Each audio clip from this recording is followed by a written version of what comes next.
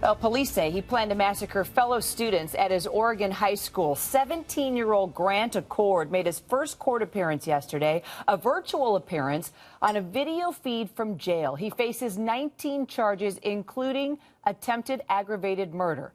Found in his bedroom, a chilling manifesto. The title, The Loosely Stated Plan, a.k.a. worst case scenario, a timeline of how the bombings and shooting spree would all go down. Leave home with stuff in truck at 7:30. Go to first period. After period, wait in parking lot until 10 a.m. Drive to smoke spot to gear up. Be back in far parking lot by 11. If no school resource officer is there, move to parking lot next to third exit. Park backward at 11:10. Get gear out of trunk. Carry duffel in one hand, napalm firebomb in the other. Walk towards school with airport stock blasting out of car. Drop duffel, light and throw napalm, unzip bag, and begin firing. Coolie State. The Russian Grim Reaper is here. If third exit is blocked by napalm fire or is locked, run to first entrance. In either entrance, throw a smoke bomb prior to walking in. Proceed to enter school, then shoot and throw bombs throughout the school. Kill myself before SWAT engages me. All right, so Darren, the evidence is pretty overwhelming here. I mean, does this kid even stand a chance? Well, thank God that there was an intervention in this case and that he wasn't able to carry out this horrific plan, which ultimately would have ended in his own death, too. I mean, clearly this young man has issues. In terms of the legal system, though, what's important to take note of is that the juvenile justice system is very different than the adult justice system. In juvenile court, we're actually focused on rehabilitation. Unlike the adult system where the focus is punishment, deterrent, that sort of thing. So he does stand a chance now that he's in the system, he actually stands a chance of getting the help that he's obviously so desperately needs and having that monitored, having that court supervision to make sure that he's taking his meds, doing his therapy, doing the things that need to happen in order to protect this young man and protect all of us from him. I mean, it's a tragic situation. There's much more background in terms of his mental health. Which obviously. we'll talk about after the break. It's actually pretty intriguing. And here's what I want to know. Where was the mother? What is her role in all of this?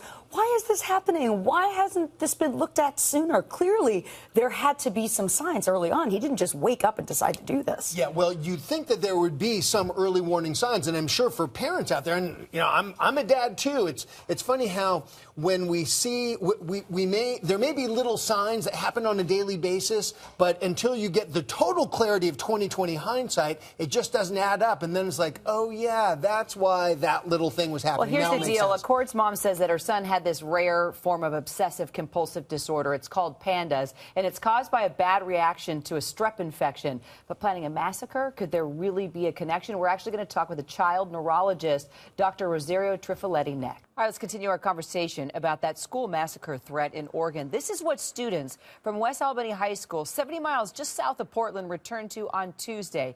Heavy police presence after the bomb squad scoured the school to make sure the suspected bomber, Grant Accord, hadn't placed any explosives in his high school. Well, the 17-year-old is now in jail for a foiled school massacre that he allegedly planned. His mom says he's mentally ill and that he has a condition called Pandas.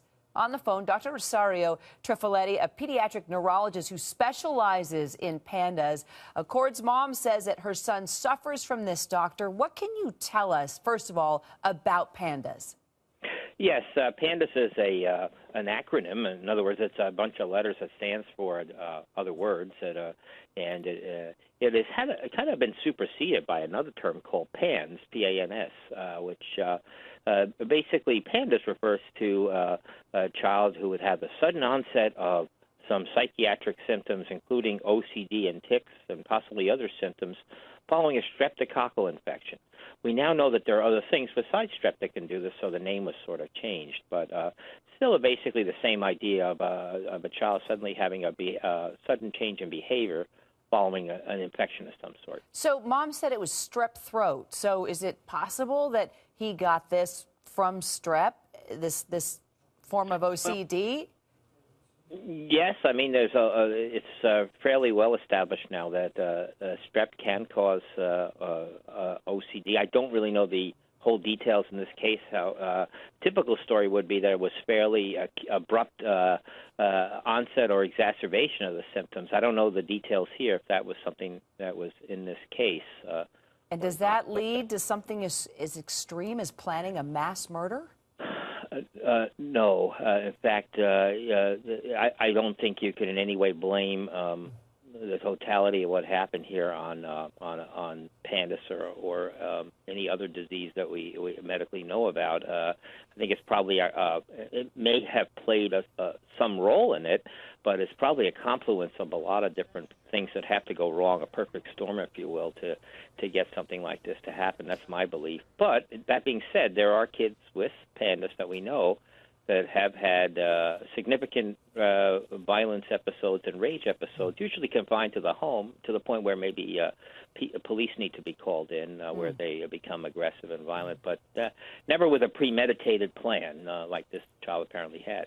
Doctor, let me ask you this. I mean, this was such a detailed timeline for the plot, and we're talking about OCD, but then we find out that he wanted to commit suicide. And I'm wondering if suicide comes out of, if you have those desires of suicide coming out of illnesses like this. Well, we hear a lot of kids that have severe forms of Pandas and OCD that do say things like, I want to kill myself, I want to hurt myself, I want to hurt other people. However, in my experience, of course, we have to take it very, very seriously when parents do. But in my experience, it's more of a cry for help that they and they don't have a detailed suicide plan or a plan to hurt people. But there's a lot of severe OCD and accompanying anxiety is a very unpleasant feeling, and so it's not uncommon to hear even young children say something like that, which of course frightens parents. Well, Doc, we sure appreciate you and just the studies and the work you do with Pandas. Thank you so much for calling in. I appreciate it. Oh, I appreciate it. Thank you so much for having me. You bet. Mental illness defense, then. Well, yeah, and there's so many lingering questions, obviously, and based on what the doctor says, I want to know more about what this young man's behavior was prior to whatever this strep incident was. How were his grades? How was he socialized with other people? Were there any other incidents of unusual behavior? And just because this is atypical, obviously a very